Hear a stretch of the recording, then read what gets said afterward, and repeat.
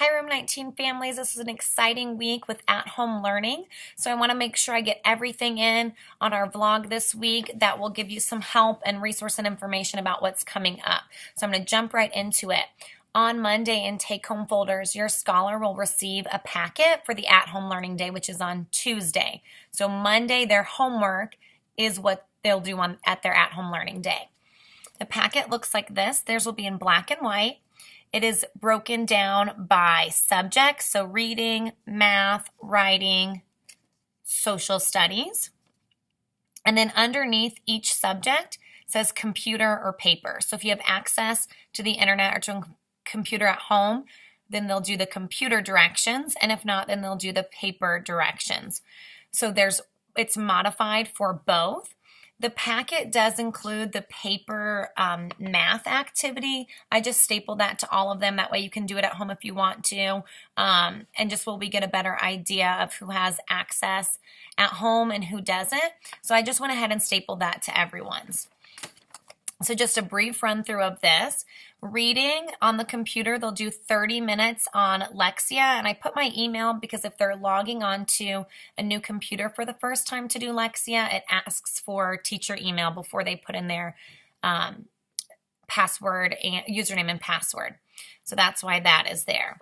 Then paper, they'll work on their novel assignment for 30 minutes. They will be getting their new novel assignment for the month of November into December tomorrow on Monday. Math on the computer, they'll be getting on Pearson Realize and playing the game In Between, which they had for homework twice last week. And then they'll just record their numbers on here.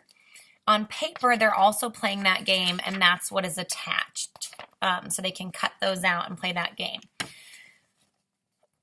Also on the computer, they'll do 10 minutes on Moby Max, or if they have paper, just 10 minutes math fact. That can look like getting out a deck of cards and playing war. That can look like you writing out math facts for them and practicing it. That can look like jumping jacks, doing times tables, which we've done in class, so 3, 6, 9, and so on, and just practicing those math facts. I didn't send anything home for that, but there's so many different things that they can do at home using a deck of cards, using flashcards, using rote memorization, and making more neural connections that way by doing jumping jacks and things like that. In writing, we're working on an informational, so I combined taking action and writing. So do something kind for someone else. And then on the computer, if they get on Padlet, so they can go through OGLE Online, go to student websites, and then click on the Padlet link. There is a Padlet for kindness, and they'll write their response on Padlet. If you do not have access to the internet, then you'll do paper. You will write a letter. Both students will answer the following questions, whether it's on Padlet or on paper. These are the guiding questions that they'll be writing about. Social studies, we will have a chapter 2 social studies test on Wednesday when we return. We've been working on chapter 2 on Explorers for about, I want to say 3 weeks, but maybe 2. So they have a study guide for that. That is both for students who have paper and online. They're both going to be doing that study guide from My World Social Studies book. If they have access to the internet, I encourage them to get on Pearson and just kind of explore some of the activities. Under Social Studies Chapter 2, there's great vocabulary review. They have the textbook online. But students should bring home, especially if they do not have internet, their My World Social Studies book, and then they will complete the study guide, which they have already started this. Pages 59, 60, and 61, and that will help them prepare for their test, which they will take on Wednesday over Chapter 2 Explorers.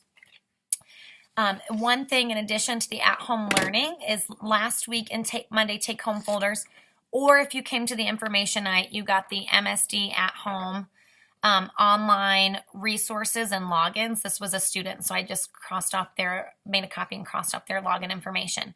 But it has our classroom websites, Crooked Creek websites, reading, math, social studies. So it has all those different username and password that are specific to your scholar. So that should have come home. It did come home because I put them in folders last Monday. They should know their login anyway because they use it all the time in the classroom.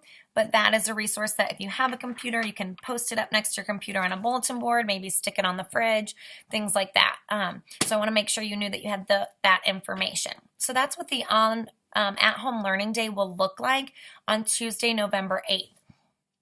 I will be at school doing professional development and planning for the next 3-4 weeks of school. So I will be working. So if you have any questions, you can shoot me an email or message me on Dojo. I will be available. Or if you need to call the school, I'll be available that way as well. So I want you to know I am here to help. Now, continuing on with our learning for this week, I want to spend a little bit of time talking about math.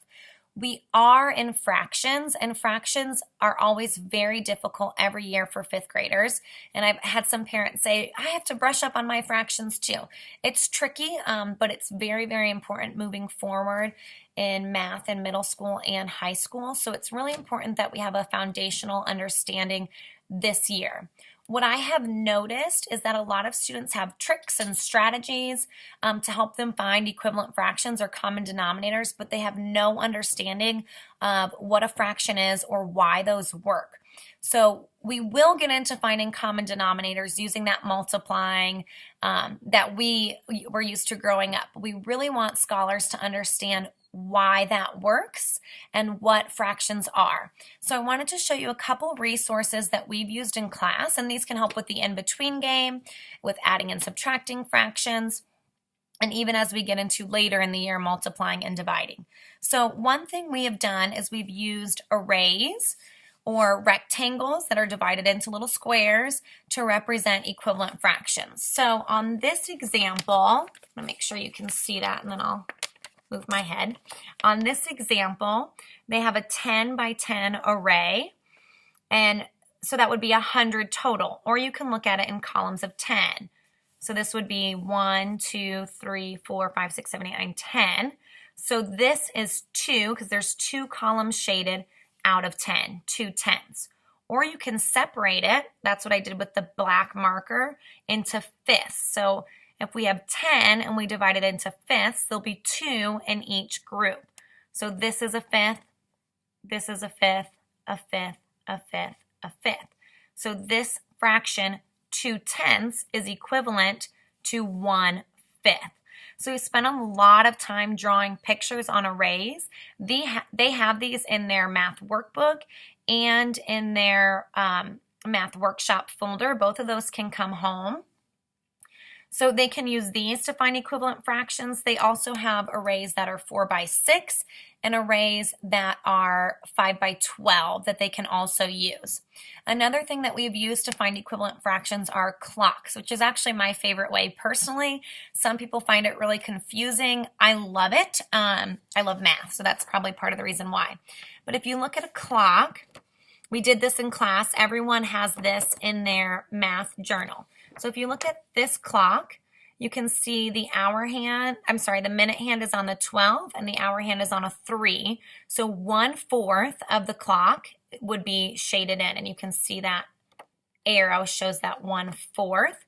That's the same as 3 out of 12 because they're on the 3rd hour of 12 total hours, or the same as 15 out of 60 because 15 minutes have passed in a total of 60 minutes.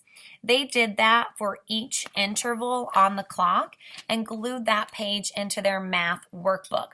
So they have both of those resources available to find equivalent fractions, to compare fractions without using that common denominator strategy. So it is really important that they are really looking at those visuals and understanding what a fraction is before they're just doing those quick tricks. I've had quite a few students say, well, last year all I did was this. And I said, well, why did you do that? and they had no understanding of why they did that, which will be really, really difficult once we get into multiplying and dividing fractions. So I just wanted to let you know that resource. I should have probably had it up last week on the vlog, but just wanted to give that to you moving forward.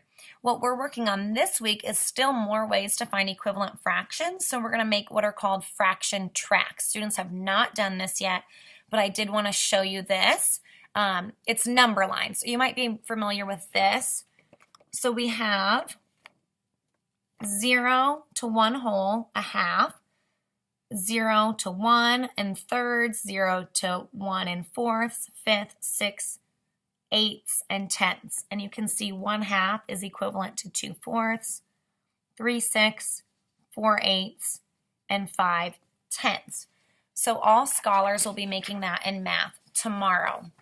In addition, I wanted to share with you about math. Our math specialist, Mrs. Susan Kosand, is helping out in our class Mondays, Wednesdays, and Fridays, depending on what her schedule is.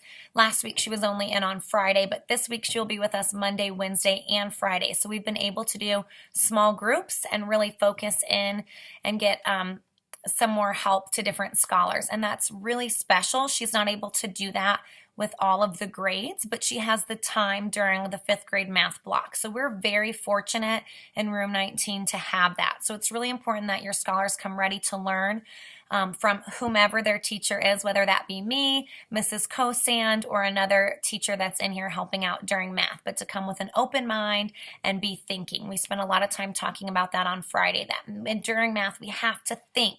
We can't just have the answers given to us, but we've got to kind of figure it out, draw pictures, and analyze and evaluate what's going on. Start thinking like mathematicians. So it's really challenging. And our new unit investigations, or our new curriculum investigations, it teaches math in a very different way and really challenges students, but it really builds a deep understanding. So I've gotten some questions this week on Dojo, and I so appreciate that. That's what I'm here for, is to answer your questions and to make sure that you're a scholar and that you know what's going on, and finding the best way to help you both. So thank you for your questions. Thank you for your patience and understanding. And I hope that showing you this helped a little bit. I want to remind you too, they have great resources on Pearson Realize under Investigations Math. There's a section that says MWI, Math, Words, and Ideas, and we went over that at the information night. It has great videos or visuals that can kind of help guide you along what we're doing in math. So I just wanted to remind you of that as well if you have access at home. All right, spent a lot of time on at-home learning and math, so I'm going to briefly, because I don't want to take up too much more of your time, go through what else we are doing this week. In writing, we're continuing with informational text. We have just finished up our research and are going to be working on creating an outline and topic sentences with details for that informational writing. Students are learning a ton about the brain, and I keep telling them they're teaching me stuff. I've been studying this for 3 years, and there's always more to learn. So it's been really fun hearing these conversations and these great ideas and connections. So definitely be asking your scholar about what they're studying about the brain. In reading, we will not have an assessment this Friday because we are out on Tuesday. We're going to just shift our schedule one day. So Wednesday will be our Tuesday, Thursday will be our Wednesday, and Friday will be our Thursday, because that's when we do our small group time, and I really want to make sure all scholars are getting that small group instruction. So we'll just shift that, and we won't have an assessment this Friday in reading. We will still be doing lesson 10 in reading, so you can absolutely still review that vocabulary with them and have them read that story at home. That's great practice always. Midterms will come home this Friday. I have not updated all grades. I'm working on getting those novel assignments graded. And grades will be updated by no later than Tuesday, because I'll be in here working on Tuesday. And midterms will go home on Friday. 2 final announcements. The canned food drive has already begun and will go until Thanksgiving break. So please send in those non-perishable items, cans, boxes, things like that. We will be collecting. The class that collects the most will have a pizza party. So we'll be working towards that. And lastly, on Wednesday, so they get an at-home learning day on Tuesday, and then Wednesday we have a PJ day. So they'll be in their PJs maybe 2 days in a row. So on Wednesday we have PJ day, $1. This is separate from Freaky Friday, but it's for arts partners. So be sure to send in that dollar for your scholar to wear PJs on Wednesday. I know our vlog was a little bit longer, but I wanted to make sure you knew what was going on for this first at-home learning day and really understand what we're working on in math. Thank you so much for watching these vlogs. Thank you so much for your feedback, for your questions, and for doing everything you can to help your scholar be successful. Our teamwork is invaluable to our scholars. Thank you so much. Enjoy the rest of your weekend and have a great week.